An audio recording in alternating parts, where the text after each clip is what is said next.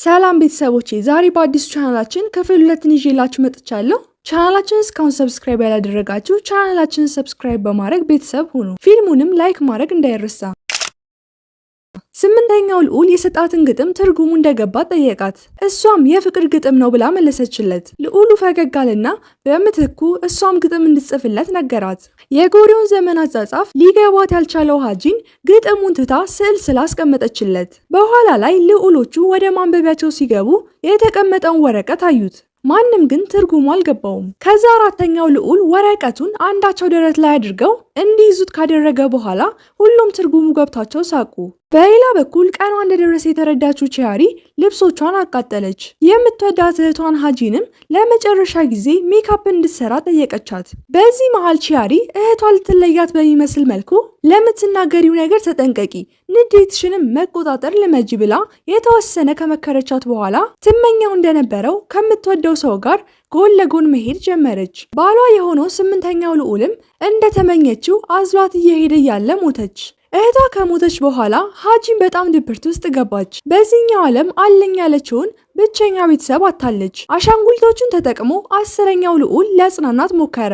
ሀጂንን በድጋሚ ፈገግ አለች። በቀጣዩ ቀን ንጉሱ የአዲሱን ቤተ መንግስት ግንባታ ሄዶ እንዲቆጣጠር ለዋንግቹ ነገረው። ሌላ ትዕዛዝ አዘዘውና ሆን ብለው ራቅ ወዳለ ቦታ ላኩት። በሌላ በኩል 13ኛው ልዑል ለሀጂን ዋንግቹ ራቅ ወዳለ ቦታ ሊሄድ እንደሆነ ነገራት። ሀጂን እየሮጠች ወጣች። ነገር ግን ዋንግቹ ቀድሟት ሄደ። ጊዜዎችን ወደ ኋላ ተጉዛ ያፈቀረችው ልዑል ከዋና ከተማ ራቅ ብሎ ሄደ። ቀናቶች፣ ወራቶች አለፉ። ልዑሉ ግን አልተመለሰም። እንዲህ እያለ 2 ዓመት ተቆጠረ። ታዲያ ሰራተኛዋ ከንጉሳን ቤተሰቦች የመጣ ሰው እየጠበቃት እንደሆነ ነገረቻት። ሀጂን ዋንግቹ የተመለሰ መስሏት እየሮጠች ሄደች። ግን ያገኘችው 3ኛውን ልዑል ነበር። ፍክት ብሎ የነበረው ፊቷ መልሶ ዳመነ። ቢሆንም ግን 3ኛው ልዑል በጥሩ ሁኔታ ተቀበለችውና ወሩ። እሱን ለመሸኘት ስትወጣ 13ኛው ልዑል ዋንግቹ እንደተመለሰ ነገራት። ነገር ግን እሷን ሊያያት አልመጣም። ላለፉት 2 ዓመታት ንጉሱ ጤናው ጥሩ ሁኔታ ላይ አይደለም። ሀጂን ለንጉሱ መድኃኒት ለማድረስ ስትሄድ ዋንግቹ ስለ ግንባታው ሪፖርት እያቀረበ ተገናኙ። ሁለቱም እንደማይታወቅ ሰው ዝም ተባባሉ። በግንባታው መጓተት የተቆጣው ንጉስ የሀጂንን እጅ አጥብቆ ይዞ ግንባታውን በፍጥነት አጠናቅ ብሎ በእሱ አስፈራራው። ዋንግቹ በፍጥነት ተንበርክኮ እንደሚያደርግ ነገረው። ከዛ ንጉሱ ሀጂንን ለቀቃት። በቀጣዩ ቀን ሀጂንና ዋንግቹ ተገናኙ።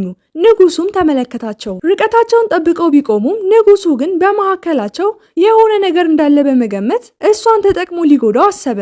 9ኛው ልዑልም የንጉሱን ሐሳብ ደገፈው። ንጉሱ ወዲያው ቀስት ወደ ሀጂን ወረወረ። ዋንግቹም ቀና ሲል ስላየው ቶሎ ብሎ ሀጂንን አዙሮ አቀፋትና በእሷ ፋንታ ተመታ። ከዛ ሁለቱም መሬት ላይ ወደቁ። ዋንግቹም ቢሆን ሀጂንን አፍቅሯታል፣ ግን ቃል ሳይተነፍስ ተነስቶ ሄደ።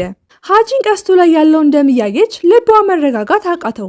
ታዲያ ለህይወቷ ሳታስብ ተደብቃ ከቤተ መንግስቱ ወጥታ 4ኛው ልዑል ወዳለበት ሄደች። መጎዳቱን ተመልክታም ልቧ ተሰበረ። ከዛ ይዛ የመጣችውን ባህላዊ መድኃኒት ቀስ ብላ አደረገችለት። ዋንግቹ አይኑን ገርበብ አድርጎ አያት። ነገር ግን ህልም ነበር የመሰለው። ከእንቅልፉ ሲነቃ ሀጂን ካጠገቡ እንቅልፍ ይዟት አያት። ጠጋ ብሎ ከተመለከታት በኋላ ፊቷ ሊነካት ሲል ነቃች። እጁን መልሶ ለምን እንደመጣች ጠየቃት። ሀጂን እሱን ጥያቄ ትታ ታፈቅረኛለህ ብላ ጠየቀችው። ዋንግቹ ዞር ብሎ ሳማት። ምክንያቱም ለሱ ድርጊቶቹ መልሶቹ ናቸው። ምሽቱን አብረው አሳለፉ። ለተወሰኑ ቀናቶች እንደ ፍቅረኛሞች አብረው መብላት፣ መጠጣት፣ የጨረቃንም ውበት አደነቁ። ግን ብዙም ሳይቆዩ አንድ የንጉሱ ተላላኪ መጥቶ ንጉሱ በጠና እንደታመመ ለዋንግቹ ነገረው።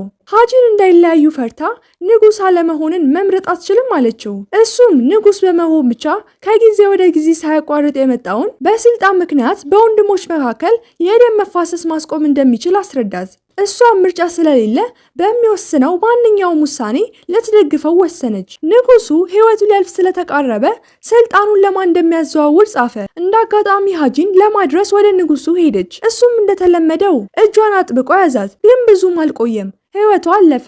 ዋንግቹ ወደ ንጉሱ ክፍል ገባ። ንጉሱ መሬት ላይ ተዘርሮ ተመለከተው። ጠጋ ብሎ ንጉሱ በእጁ ይዞት የነበረውን ወረቀት ተመለከተና ወዲያውኑ ቀደደው። ጥቂት ቆይቶ ንግስቷና ትላልቅ ባለስልጣኖች መጡ። ሀጂን ቶሎ ጎንበስ ብላ ንጉስ ሆይ አለች።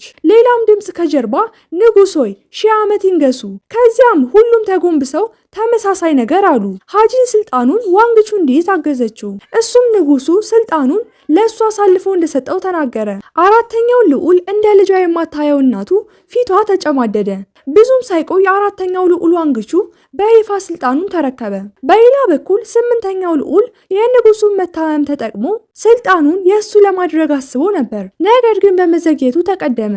የገዛ እህቱ ሳትቀር የምትደግፈው ዋንግቹን ነው። አዲሱ ንጉስ ቤተ መንግስት ውስጥ ብቸኛ ቢሆንም ሃጂን ግን ሁሌም ከጎኑ ነበረች። ዋንግቹ ለሃጂን እውነቱን ነገራት። ንጉሱ ይዞ የነበረው ወረቀት ላይ ስልጣኑን ለማን እንደሚያዘዋውር አልጻፈም። የቀደደውም በስልጣን ምክንያት ድጋሚ ደም መፋሰስ እንዳይኖር እንደሆነ አስረዳት። አሁን ሃጂን በሁሉም አይን ቀጣይ ንግስት የምትሆነዋ ሴት ነች።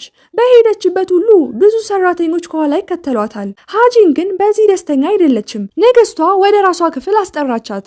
13ኛው ልዑልም እዛ ነበር። ንግስቷም እውነቱን እንድትነግራት ጠየቀቻት። 13ኛው ልዑልም ተቀዶ የተጣለውን ወረቀት አሳያት። ሃጂን ካመነታች በኋላ አዎ ንጉሱ ከመሞቱ በፊት ስልጣኑን ለዋንግቹ ሰጥቶታል ብላ መለሰችላት። ንግስቷ አላመነቻትም። በዚህ ጊዜ ንጉሱ ደረሰ። ሃጂንን ከንግስቷ እጅ መንትፎ ከጀርባ አደረጋት። ንግስቷን በቀጥታ የንጉሱ ኑዛዜ ያለበትን ወረቀት ለምን እንደቀደደው ጠየቀችው። ዋንግቹም ወረቀቱን የቀደደው እራሱ ያለፈው ንጉስ እንደሆነና ምክንያቱን እንደማያውቅ ስልጣኑን ለሱ በአንደበቱ ተናግሮ እንደሰጠው ነገራት። አመኑ አላመኑ አሁን የዋንግቹ ጉዳይ አይደለም። ሃጂንን ይዟት ወጣ። የንጉሱ በዓለ ሲመትን አስመልክቶ ታስረው የነበሩ የተወሰኑ ሰራተኞች ተፈቱ። ከተፈቱት መካከል የሃጂን ሰራተኛ ካሊንግ አንዷ ነበረች። ካሊንግ ግን ሃጂንን ጥላት መሄድ ስላልፈለገች ንጉሱን አብራት ለመቆየት እንድትጠይቅላት ሃጂንን ለመነቻት። ሃጂንም ይሄ የፈተናዎቹ ጅማሬ መሆኑንና የካሊንግን ትክክለኛ የመቆየት ምክንያት ሳትረዳ ተስማማች። ካሊንግ ለ9ኛው ልዑል መሰለል ጀምራለች። ማታ ላይ ሃጂን ንጉሱን ስለ ካሊንግ ልትጠይቀው ስትሄድ 8ኛው ልዑልን አገኘችው። 8ኛው ልዑል ሃጂን ከሱ ይልቅ ለምን ዋንግቹ እንደመረጠች ስላልገባው ጠየቃት። ሃጂንም ዋንግቹ ትክክለኛ ማንነቱን ደብቋት እንደማያውቅ ነገረችውና ሄደች። ይህን ካለችው በኋላ እንኳን ፍቅሯ ግን ሊወጣለት አልቻለም።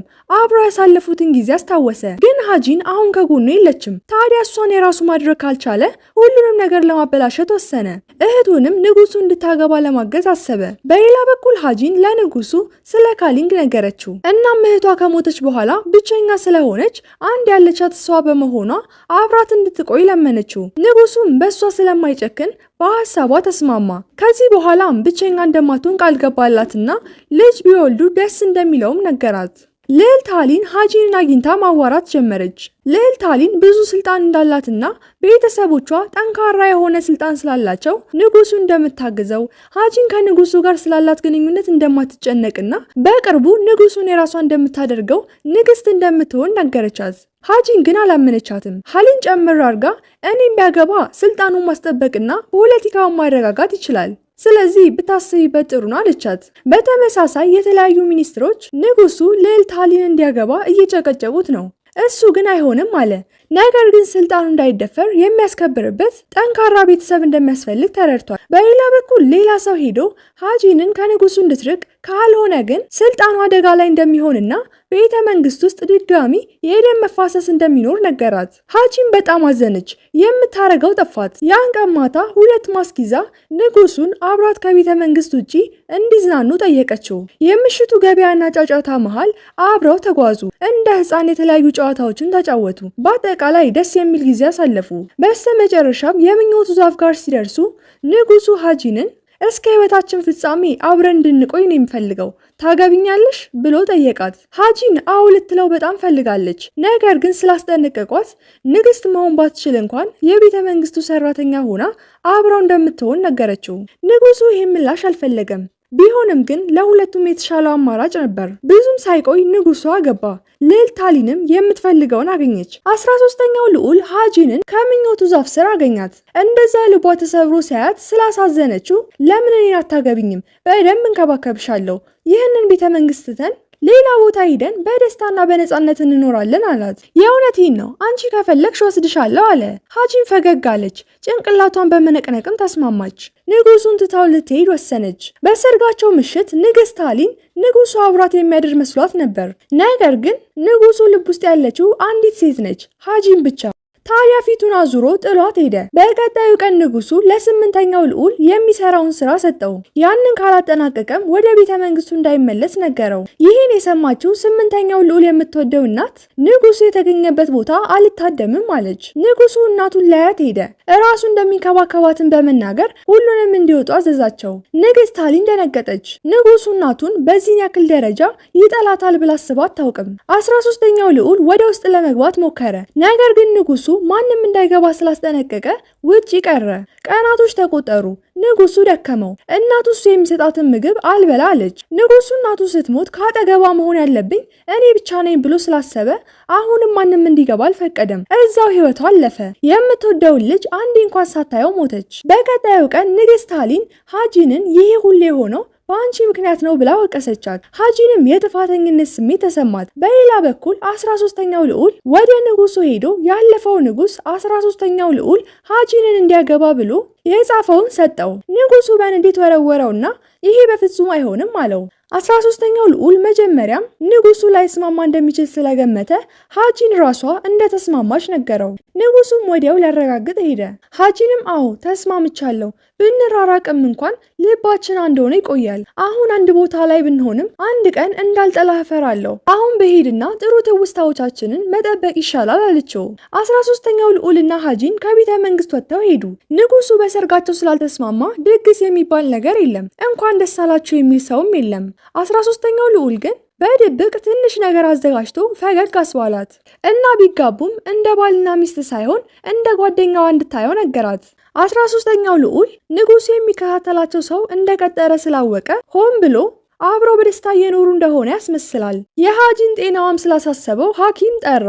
ሐኪሙም እርጉዝ እንደሆነችና ልጁን ለመውለድ የምታስብ ከሆነ የእሷ ህይወት አደጋ ውስጥ እንደሚሆን ነገራት። ሃጂን ህይወቱ አደጋ ውስጥ እንደሆነ ከተነገራት በኋላ ራሱ ልጁን መውለድ እንደምትፈልግና ብቸኛ ከንጉሱ ጋር የሚያገናኛት እሱ ብቻ እንደሆነ ነገረችው። 13ኛው ልዑል ሐኪሙን ስለ እርግዝናዋ ለማንም በተለይ ለንጉሱ እንዳይናገር አስጠነቀቀው። ቤተ መንግስት ውስጥ ንጉሱ ስለ ሃጂን አለማሰብ ስላቃተው ሄዶ ላያት ወሰነ። ሃጂንም በበኩሏ የንጉሱ ፍቅር አልወጣ ብሏት ቀን በቀን ድንጋይ ላይ ትስለዋለች። ስለ ንጉሱ ባሰበች ቁጥር ልቧን ያማታል። ንጉሱ ሃጂን ወዳለችበት ሄዶ አያት። ጠጋ ብሎ ሊመለከታት ፈልጎ ነበር። 13ኛው ልዑልን ሲያይ ግን ቁጣው እንደገና ተነሳ። 13ኛው ልዑል የሃጂን ህመምን ለማስረሳት ሊያስቃት ሞከረ። ከውጭ ሆኖ ሳቅ የሰማው ንጉስ በደስታ እየኖረች እንደሆነ በማሰብ ዳግመኛ እዛ ቦታ ላይ መለስ ሄደ። ተደብቆ እየተከታተለ ስለሷ ሲነግረው የነበረውንም ከዚህ በኋላ ስለሷ መስማት አልፈልግም አለው። ቢሆንም ግን ስለሷ ማሰቡን አላቆመም። በምናቡ ከፊቱ ተቀምጣ ያያታል። ብዙ ቀናቶች አለፉና ሃጂን የምትወልድበት ቀን ደረሰ። በስተመጨረሻም ልጇን በሰላም ተገላገለች። እሷ ግን በሞትና ህይወት መሃል ሆነች። ሃጂን ቀኗ እንደደረሰ በማሰብ ለንጉሱ ደብዳቤ ጽፋ 13ኛው ልዑል እንደደርስላት ጠየቀችው። ነገር ግን ንጉሱ የላከው 13ኛው ልዑል መስሎት አላነበበውም። ሃጂንም በተደጋጋሚ ላከች፣ ግን ምንም ምላሽ የለም። ሃጂን ህመሟ ጠናባት። ብዙ ደብዳቤዎችን ብትልክም ከንጉሱ ምላሽ ስላላገኘች ጠልቶኛል ብላ አሰበች። 13ኛው ልዑል እሷን ለማጽናናት ብዙ ነገሮችን አደረገ፣ ግን አልሆነም። ሃጂን ልጇን እንዲጠብቅላትና በፍጹም ወደ ቤተ መንግስት እንዳይወስዳት ነገረችው። እሱም ቃል ገባላት። በመጨረሻም ለረጅም ጊዜ የጠበቀችውን ፍቅሯን አንድም ቀን በድጋሚ አለማየቷ እየቆጫት 13ኛው ልዑል ትከሻ ላይ ጋደም አለች። ዳግመኛ ግን አልተነሳችም። ንጉሱ ቆይቶ ስለ ሃጂን ጉዳይ ተረዳ። የጻፈችለትን ደብዳቤም አነበበው። እግሩ መቆም መቀመጥ አቃተው። እነዛ ቁጥር ስፍር የሌላቸው ደብዳቤዎች ህይወቱን በሙሉ ሲጠብቃት ከነበረችው ሴት ነበር የተላኩት። ታዲያ ሞታን ባለማመን እየሮጠ ሄዶ ከአንዱ ክፍል ወደ ሌላኛው ክፍል እየገባ ፈለጋት። ነገር ግን ሃጂን የለችም። ንጉሱ ሃጂን መሞታን አመነ። መሬት ላይ ተንበርክኮ ስቅስቅ ብሎ አለቀሰ። ሃጂን ፀሐይዋ ስትወጣ ድጋሚ ወደ 21ኛው ክፍለ ዘመን ተመለሰች። ከእንቅልፏም ነቃች። ሁሉም ነገር የእውነት ነበር የሚመስለው። ሁሌ በተኛች ቁጥር ተመሳሳይ ህልም ማየት ጀመረች። ስትነሳ ደግሞ ፊቷ በእንባ ታጥቦ ታገኘዋለች። ሁሌ አንድ ማስክ የሚያረግ ሰው ታያለች። ሃይሱ ወደ ስራዋ ሄዳ ሰዎችን እያስተናገደች እያለ አንድ ሰው ስለ ቆዳ እንክብካቤ ገለጻ ሲሰጥ አየችው። ሰውየውን የሆነ ቦታ ታውቀዋለች። የት እንደሆነ ግን ማስታወስ ከበዳት። ሰውየው ወደ እሷ ጠጋ ሲል ሊገዛ መስሏት አንድ የኮስሞቲክስ ዕቃ አሳየችው። ዕቃውን እንደከፈተችውም የሸተታት ሽታ ሁሉንም ነገር እንድታስታውስ አደረጋት እና መቆም አቃታት። የስራ ባልደረቦቿም እረፍት እንድታደርግ ነገሯት። ከስራ በኋላ ሃይሱ የአርት ኤግዚቢሽን አገኘች። ወደ ውስጥም ገባች። አንድ ስዕልም ትኩረቷን ሳበው። ጠጋ ብላ ሌሎቹንም ለመመልከት ሞከረች። ወዲያውኑ ሁሉንም ነገር ማስታወስ ጀመረች። ታዲያ ሁሌ ማታ ማታ የምታየው ህልም እራሷ ያሳለፈችው ህይወት እንደሆነ ተረዳች። ከንጉሱ ጋር ያሳለፈቻቸውን ጊዜዎች አስታወሰች። ንጉሱ ብቻውን ቤተ መንግስቱ መግቢያ በር ላይ ቆሞም አየችው። ሀጂን ስቅስቅ ብላ አለቀሰች። ሀጂን በመንፈስ ወደ ጎሪዮን ዘመን ሄደችና 13ኛው ልዑል ሊሰናበተው ሲመጣ አየች። አሁን የቀረው ንጉሱ ብቻ ነው። ከሀጂን ጋር የምኞት ዛፉ ጋር ያወሩትን አስታወሰ። እኔ እናንተ ሌላ ዓለም ላይ ብንገናኝ ስለምንም ነገር ሳንጨነቅ በፍቅር አብረን እንኖራለን ነበር ያለችው። በዚያኛው ዓለም የሁለቱ ጣፋንታ እዛ ላይ አለቀ። ንጉሱም በስተመጨረሻ በቀጣይ ህይወታቸው ተገናኝተው ተግባብተውና ተፋቅረው እንዲኖሩ ተመኘ። ፊልሙ እዚህ ላይ አለቀ። እስቲ ስለ ፊልሙ ያላችሁን ሀሳብና አስተያየት ኮሜንት ላይ አስቀምጡልኝ። እንዲስተካከል የምትፈልጉትም ነገር ካለ በዛው ንገሩኝ። ቻናላችንን ደግሞ እስካሁን ሰብስክራይብ ያላደረጋችሁ ቻናላችንን ሰብስክራይብ በማድረግ ቤተሰብ ሁኑ።